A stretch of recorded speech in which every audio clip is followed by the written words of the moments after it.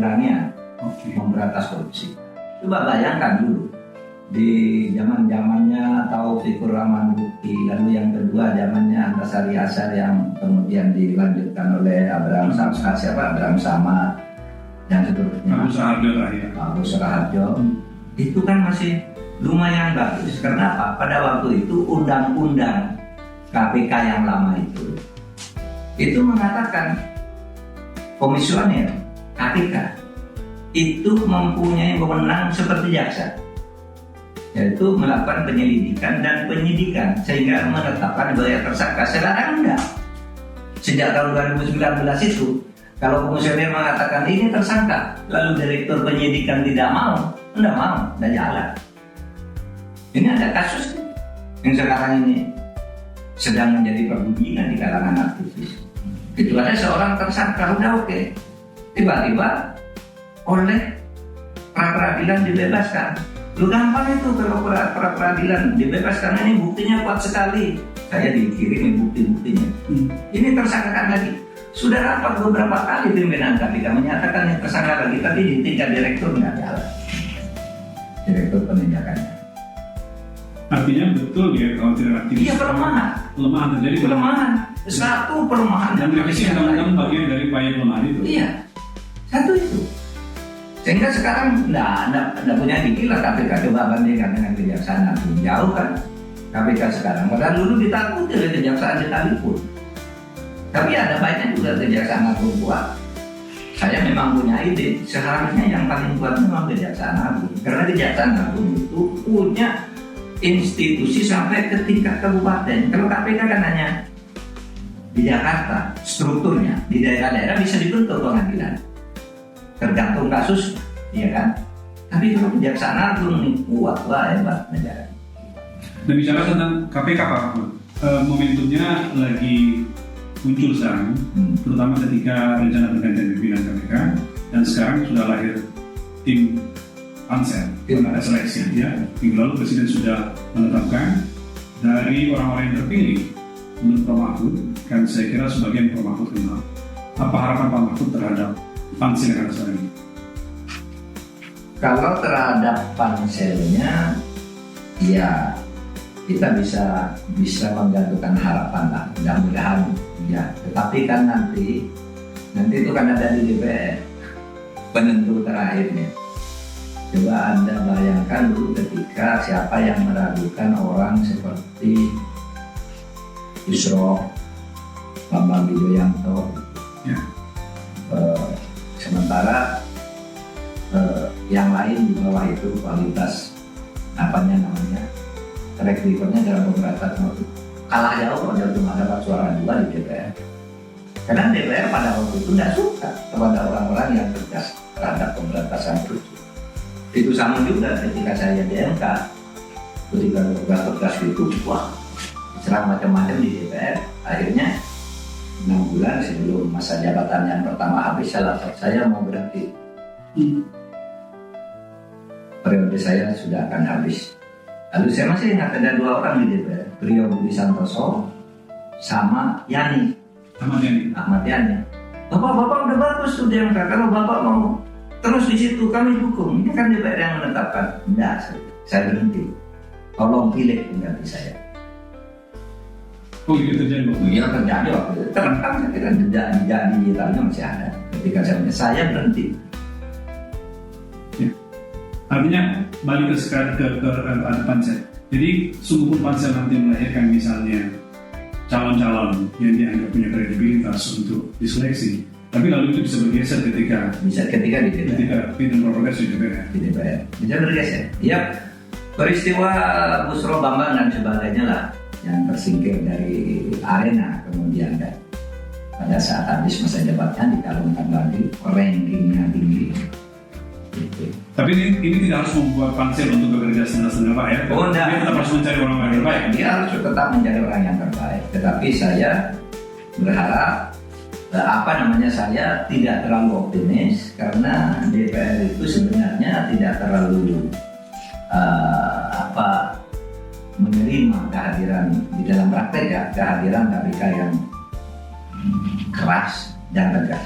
diserang rame-rame, saya aja diserang rame-rame kan. Meskipun bukan KPK, saya Menko kami. Kayaknya semangat untuk memperbaiki, semangat untuk menegakkan hukum itu memang sedang jadi masalah di lingkungan DPR. Mudah-mudahan yang baru ini nanti ya lebih etis sedikit.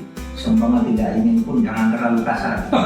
Dengan mengatakan Anda berpendapat begitu, kami yang menentukan di sini kan gitu kalau sedang DPR.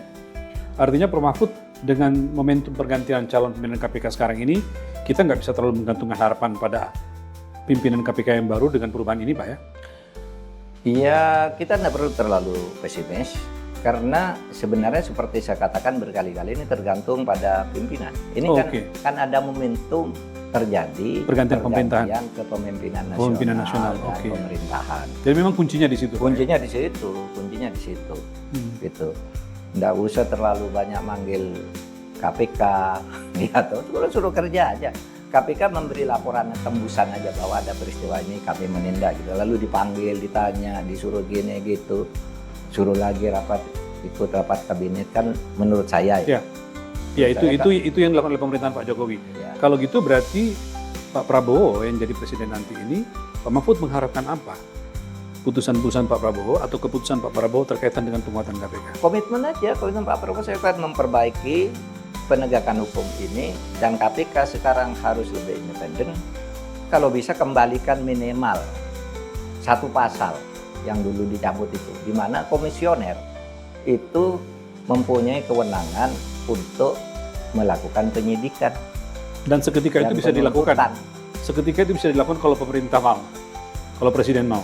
Untuk merevisi undang-undang. DPR ada dua cara. Iya. Mengusulkan ke DPR atau kalau itu dianggap bisa membuat perpu. Mungkin itu dilakukan Pak ya. Dan komunikasikan ke DPR, saya membuat perpu ini nih, satu pasal nih, agar KPK kuat gitu. Lalu bebaskan aja. Sebenarnya presiden tuh enak loh kalau KPK-nya galak. Gitu ya Pak? Oh iya, menurut saya presiden bebannya ringan, pemerintah bebannya ringan. Kalau KPK biar aja tuh tangkap itu penegak. Dulu kan KPK itu untuk penegak hukum sebenarnya. Untuk pengadilan terhadap penegak hukum kan. Itu biar penegak hukumnya juga takut gitu. Jadi sebagai deterrent efek kepada menurut saya pemerintah akan terbantu kalau KPK itu kuat. Cobalah pemerintah dan tidak perlu terlalu merisaukan kebocoran anggaran dan segala macam ya. Iya. Bisa nyalakan loh, sudah ada KPK kok diem aja kan gitu kan. Kalau KPK-nya sudah diberi kebebasan, bahwa di KPK mungkin saja seperti yang saya dengar ada pemerasan itu bisa saja di mana saja gitu ya. Saya dapat juga laporan beberapa kasus dilakukan secara tidak profesional di masa lalu. Dialah kasuistik tapi secara umum kan waktu itu bagus gitu. Diteruskan aja bagus-bagusnya. Ya udah kita tunggu kalau gitu Pak pemerintahan baru ya. Mudah-mudahan. Apa yang akan dilakukan terhadap KPK. Pak Mahfud, saya beranjak kepada apa yang Pak Mahfud sering mengatakan kalau dalam penegakan hukum itu ada 3, satu soal atau dalam hal hukum lah ya. Dalam hal kita berhukum ada legal substance, ada legal structure, ada legal culture. Lalu Pak Mahfud mengatakan selalu legal culture yang selalu bermasalah. Iya. Apakah itu juga terjadi pada institusi penegak hukum yang lain seperti kepolisian dan kejaksaan? Iya, justru sekarang itu ada di legal structure-nya. Legal structure itu mengasumsikan bahwa hukum akan tegak. Kalau hukum legal substance-nya itu bagus, itu hanya bisa berjalan kalau legal structure-nya, aparat penegak hukumnya, struktur kekuasaan itu berjalan baik secara sistemik. Dan ini yang saya katakan, Pak Prabowo lebih percaya pada ini. Ya, Pak Prabowo pendekatannya kan itu. Pokoknya aparat-aparat itu harus bersih, ditindak tegas kalau dan sebagainya itu karena militer. Itu sama dengan saya, penegakannya di situ. Ini yang rusak sekarang kan di legal structure-nya sebenarnya. Coba di mana-mana birokrasi pemerintah. Itu kan legal structure. Pemerintah tuh penegak hukum juga loh, penegak hukum yang bukan arti konflik. Karena penegakan hukum ada 2, 1 pelaksanaan aturan sehari-hari itu di pemerintah, 2 konflik, yaitu orang bersengketa. Nah pemerintah ini penegak hukum di sini. Nah struktur ini yang sekarang rusak. Diperbaiki ini sehingga program-program ekonominya itu bisa dikawal oleh hukum, program pendidikannya, program apanya semua dikawal oleh hukum, gitu. Soal strukturnya tadi, kepolisian di mata Prof. Mahfud bagaimana? Ya itu tadi. Jadi kepolisian itu juga masih bermasalah di bawah banyak kasus. Ya itu tadi seperti Tempitsus tadi. iya, pekan lalu ya, episode sebelumnya kan saya sudah bicara itu. Betapa itu masih ada masalah di struktur itu. Karena ketika kita akan selesaikan ada aja akhirnya Pak, perkaranya sudah dilimpahkan pengadilan, kita tidak bisa ganggu lagi. Dan itu betul, kalau sudah ke pengadilan kan kita tidak boleh masuk. Karena itu rumpun lain, padahal itu salah. Tunggu Pak, kalau salah nanti dianu aja biar di pengadilan nanti dibatalkan yang ini, dikalahkan yang ini dan seterusnya. Kalau jawabannya begitu, harusnya kan profesional dari awal. Kalau memang nggak benar, jangan masuk ke situ. Ya. Iya kan? Nah, itu KPK tadi, KPK, kepolisian, kejaksaan sama dengan Mahkamah Konstitusi kan, atau Komisi Yudisial dulu. Ya. Komisi Yudisial. Dulu Komisi Yudisial itu bukan main hebatnya.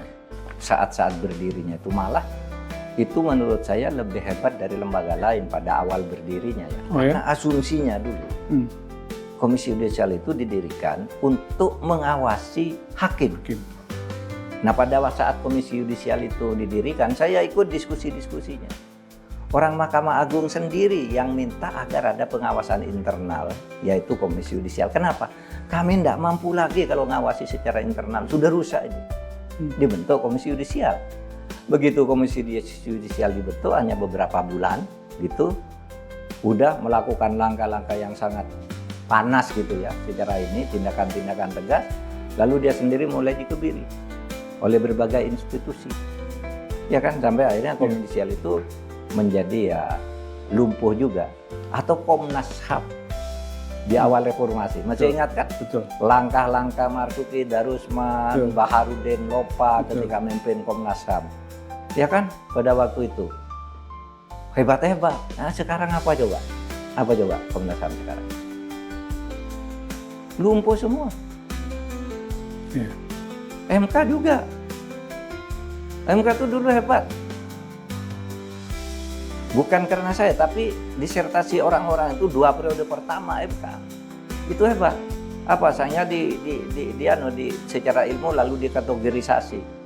MK periode pertama itu sangat akademis sehingga memberi kemajuan bagi pandangan-pandangan ketatanegaraan baru. MK periode kedua itu sangat progresif sehingga mampu membentur, membongkar hal-hal yang konservatif di dalam ketatanegaraan kita. Tapi sesudah itu apa coba julukannya MK ini?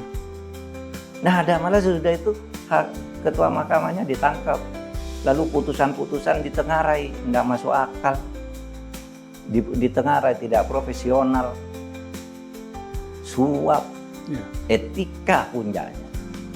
Prof. Mahfud, pelemahan yang Bapak sampaikan tadi itu di berbagai institusi penegakan hukum, ya KPK, ya Mahkamah Komisi Yudisial, Komnas HAM dan segala macam itu seberapa itu pengaruhnya pada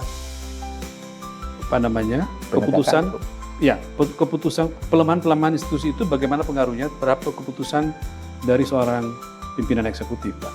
Seberapa berpengaruh kebijakan pemerintah sehingga terjadi pelemahan pada institusi penegakan hukum itu? Ya, menurut saya saling mempengaruhi lah, bukan pemerintah dipengaruhi oleh kelemahan ini sehingga berdasar hasil hasil CGTII, Transparansi Internasional, itu mengatakan kerusakan itu dari pelemahan itu terjadi saling ini di legislatif, terjadi konflik of interest, jual beli juga, jabatan mempengaruhi pengadilan diam-diam, seorang eksekutif itu mempengaruhi jaksa, marah-marah di ruang sidang, nanti datang ke kantor kejaksa, titip perkara ini punyanya ini. Ini bukan rahasia ya, sudah banyak terjadi. Aparat penegak hukumnya juga ya begitu. Ada alasan tuh minta atensi itu dari DPR, anggaran kita di situ tempatnya, gitu kan? Ya. Sama. Jadi itu yang disebut Pak Mahfud dulu sebagai cara untuk mengatasinya adalah harus ada kesadaran kolektif. Kesadaran kolektif. Nggak bisa kalau Anda mengatakan, Anda apa yang Anda kerjakan jadi menteri? Loh, kalau itu ditanyakan ke saya sudah kerja sesuai di bidang saya. Ya. Tapi selesai di saya, keluar dari saya kan tidak bisa saya masuk lagi. Kan gitu. Sama, menteri lain harus jawabnya begitu. Saya sudah bekerja di bidang saya sudah bekerja di bidang saya semua. Ini kan bagus. Ini hanya menteri tertentu yang kemudian bersemangat, yang lain enggak, yang lain malah ikut berkolusi, ikut mengatur. Dan ini Mas yang sangat memprihatinkan dan mengkhawatirkan. Tahu enggak? Kalau ada satu kasus di pemerintahan yang lama bertahun-tahun enggak jalan, itu pejabatnya tuh cenderung menghindar biar pejabat berikutnya. Oh, buying time. Supaya dia BLBI lah melepaskan. contohnya. Setiap ganti pejabat itu enggak kerja. Kenapa? Paling sebentar lagi saya diganti daripada kena risiko itu. Nanti yang baru juga, nanti saya kan cuma sekian tahun dan belum tentu sampai 5 tahun dan seterusnya. Apa tuh Sehingga kasus BLBI tadi tuh, Pak? Kasus apa? BLBI juga. Anda Anda tahu BLBI sampai 18 tahun begitu. Iya kan? Kan begitu, sudah harus diselesaikan, harus ditagih. Jelimet, ada yang kemudian pegawai-pegawainya itu menjual sertifikat berkolusi dengan obligor. Tapi ada pejabat yang takut, itu udahlah, nanti pejabat berikutnya aja. Ada modus Dan begitu ya? dalam banyak kasus begitu. Ada kasus pejabat berikutnya aja. Kita di sini kan cuma 5 tahun. Kita di sini 2 tahun lagi. Tidak mau mengambil risiko, Pak. Tidak mau mengambil risiko. Sehingga banyak masalah-masalah itu bertumpuk. Tidak mau menyelesaikan korupsi dan kolusi yang ada di depan mata. Ada kasus yang pernah Pak Mahfud lakukan itu di Kemenko Polhukam yang pejabatnya harus mengulur-ulur atau bagaimana? Subjektif saya akan menyebut cara penyelesaian pencucian uang. Wah itu jelas di depan mata. Ini pelakunya ini kasusnya gini. Ditunda, ini enggak. Sudah ada keputusan rapat, nanti dibawa tidak jalan. Yang kemudian saya tanya, ini apa ya? Sudah saya diskusikan. Satu, memang karena ada yang terlibat. Lalu yang kedua, males ikut terlibat. Karena saya sebentar lagi pensiun juga. Gitu kan? Nah yang begitu itu banyak. Lalu di mana tanggung jawabnya sebagai pejabat? Nah ini yang saya katakan perlu kesadaran korektif. Bukan kesadaran, Menko Polhukam bagus loh. Kalau yang lain enggak bisa dong. Itu Menko Marves bagus. Kalau yang lain enggak kan tidak bisa juga. Kan harus bersama. Itulah sebabnya legal structure itu harus saling bersinergi gitu, bukan lepas-lepas suka-sukanya sendiri. Dan orkestrasi dari seorang presiden penting Pak untuk urusan ini ya. Itu kuncinya di presiden. Itu kuncinya di presiden. Asal presidennya bersih, maka komitmen seperti itu tidak sulit dilakukan. Satu lagi Pak, soal kejaksaan. Tadi kita sudah bicara KPK, kepolisian. Apa yang menjadi concern Pak Mahfud terhadap upaya perbaikan atau peningkatan kinerja kejaksaan? Ya, sama. Mudah-mudahan pemimpin yang punya integritas lahir di situ. Pemimpin punya integritas itu apa tuh? Antara apa yang menjadi keharusan diucapkan itu sama dengan langkah yang dilakukan. Itu aja. Punya ketegasan terutama kalau kejaksaan. Relatif ya, kejaksaan sekarang relatif sudah lebih maju lah. Sandraan politik nampaknya tidak ada, mungkin saja ada, tapi kalau dulu karena tidak sekeras dulu lah gitu ya, kalau dulu kan agak menonjol sebelum menjadi ini. Nah, sekarang lumayan bagus. Mungkin tekanan dari institusi penegak hukum lain mungkin agak mengganggu. Tapi ya oke, kita semua harus mendukung lah agar kejaksaannya menjadi lebih bagus.